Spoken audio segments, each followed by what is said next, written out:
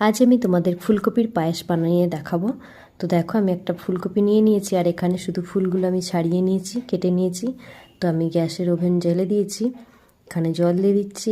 আমি 150 গ্রাম আমুল দুধ নিয়ে নিয়েছি, ওটাকে গুলিয়ে নেব ভালো করে। তো তারপরে আমি এখানে কড়ার মধ্যে ঘি দিয়ে দিলাম। ফুলকপি কাটা ফুলগুলো আমি ভেজে নেব ভালো করে, ধীরে ধীরে যাতে নরম হয়ে যায়। একটু লবণ দিয়ে দিলাম। তো এখানে দেখো দুধ দেখো ফুটে গেছে, এর মধ্যে আমি এলাচ দিয়ে দিচ্ছি 3টে। তো আর এটা আমি মিছরি দিয়েই বানাবো। তো মিছরি আমি এখানে নিয়ে নিয়েছি, আর দেখো ফুলকপি আমার ভাজা হয়ে গেছে। তো এই দুধের মধ্যে দুধ ফুটে গেছে, এর মধ্যে আমি সব ফুলকপি ভাজাটা আমি দিয়ে দেব। তো এটা ধীরে ধীরে আমার সেদ্ধ হবে আর দুধটাও কমে যাবে। তো এখানে মিছরিটা আমি দিয়ে দিলাম, সেদ্ধ হয়ে গেছে।